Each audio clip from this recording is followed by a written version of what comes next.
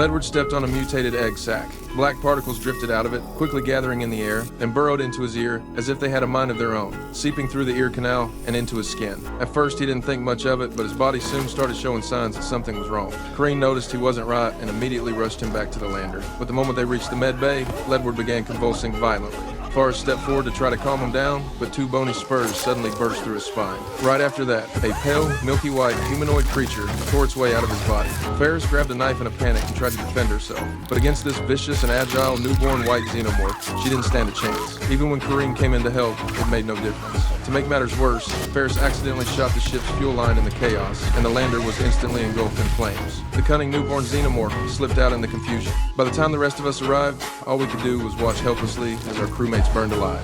I thought the nightmare was over. I was wrong. Right behind us, another crew member, Hallett, had already been infected. This time, a creature slid straight out of his mouth. None of us had ever seen anything like it. For a moment, no one could tell if it was fear or shock. Everyone just froze. Right then, a xenomorph charged out of the darkness, lunging straight at me. The synthetic Walter stepped in front of me in a flash, trading one of his arms to save my life. The rest of the crew finally snapped out of it and opened fire, but this newborn xenomorph's skin was incredibly tough.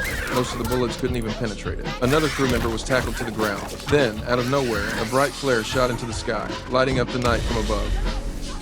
The xenomorph recoiled from the light and fled. A figure emerged from the darkness, walking toward us. Follow me!